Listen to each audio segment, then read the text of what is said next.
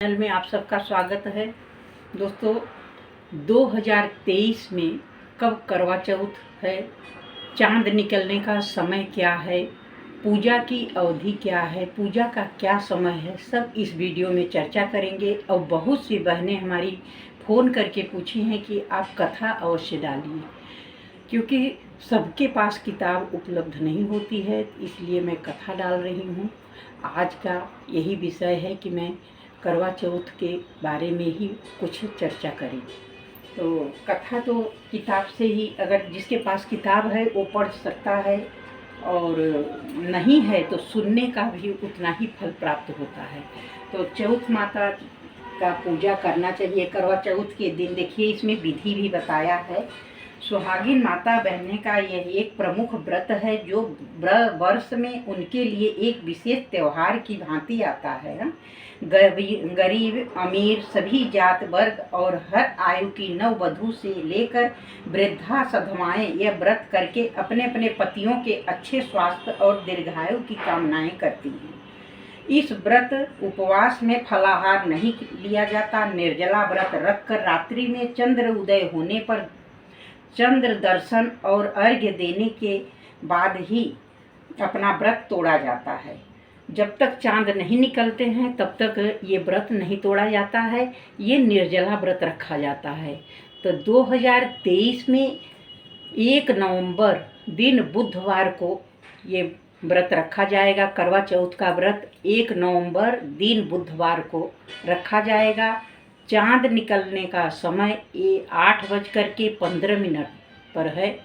पूजा का शुभ मुहूर्त 5:36 से लेकर के 6:48 तक है। तो इसी बीच में पूजा करें और फिर चांद का प्रतीक्षा कर करके चांद को अर्घ्य देने के बाद ही अपना व्रत तोड़ें। तो कथा इस प्रकार से है। एक साहूकार के 7 बेटे और एक बेटी थी। सातों भाई तथा बहन नित्य एक साथ प्रेम से भोजन किया करते थे। बहन का विवाह होने के बाद भाई भोजन करते समय बहन की याद करते और फिर अनमने से भोजन किया करते थे। जब कार्तिक से पहले बेटी विदा होकर घर आई तो घर में खुशी छा गई। अब बहन भाई फिर मिलकर बैठकर भोजन करने लगे। कार्तिक कृष्ण पक्ष में करवा चौथ का व्रत किया जाता है।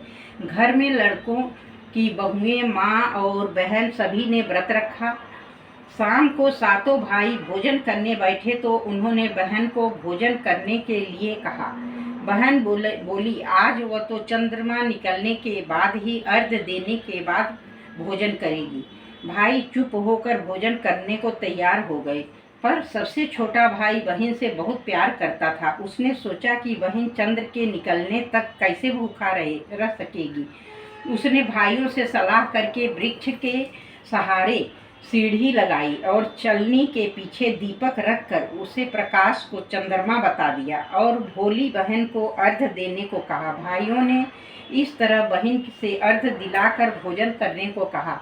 बहन ने अपनी भाभियों से भी भोजन करने को कहा, किंतु उन्होंने भाइयों के द्वारा छल किया जाना बताकर ननद को भी भोजन करने से मना किया। फिर भी भोली बहन ने भाइयों के बहकाने में आकर भोजन कर लिया। बहन जब भोजन करने बैठी तो पहले ग्रास में बाल निकला, दूसरे कौर मुंह तक पहुँचने तक कुत्ते ने कान फटफटाए। इस तरह 2 अपशगुनों के बाद भी बहन ने भाइयों के साथ कुछ भोजन कर लिया, लेकिन तभी उसकी ससुराल से उसके पति की तबीयत खराब होने की खबर आ गई। वह छोटे भाई को लेकर जब तक ससुराल पहुंची तब तक पति की मृत्यु हो चुकी थी। वहां उसकी मौत पर भारी कोहराम मचा हुआ था। माँ ने अपनी लड़की को ससुराल भेजते समय समझाया था कि जब वह पति के गांव पहुँचे तो घर जाते समय रास्ते में जो भी बड़े व्यक्ति और स्त्रियां मिले उनके पांव छूती जाना, आशीर्वाद प्राप्त करना। उसने ऐसा ही किया। जब वह पति के घर पहुंची तो वहां का हाल देखकर वह हतप्रभ हो गई। मुख से एक बार चीख निकली और फिर वह गुमसुम सी एक ओर बैठ गई। उसकी सास ने उसे धरती पर पड़े पति के पास ला बिठाया। कुछ देर पीछे वह जोर जोर से डकराने लगी और बोली, हाय, भूल से व्रत को भंग कर दिया। हे गणेश जी महाराज, आप मुझे क्षमा कर दो, मेरा अपराध आप ही क्षमा करोगे। इस तरह वह कहती और जोर जोर से रोती जाती।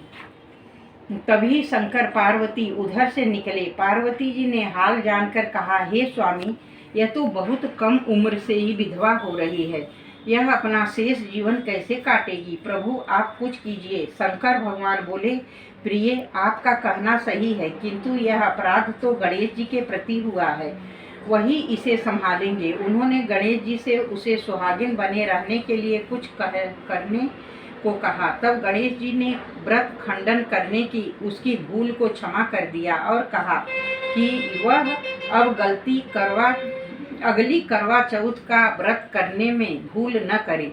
तब उसका पति राम राम कर कर उठ बैठा और बोला, मैं तो आज बहुत सोया हूँ। घर में आनंद छा गया। बहू ने वर्ष के सभी चौथ माता के व्रत किए। सभी चौथ माताओं ने कार्तिक की सबसे बड़ी करवा चौथ का व्रत करके अखंड सौभाग्य पाने की बात कही।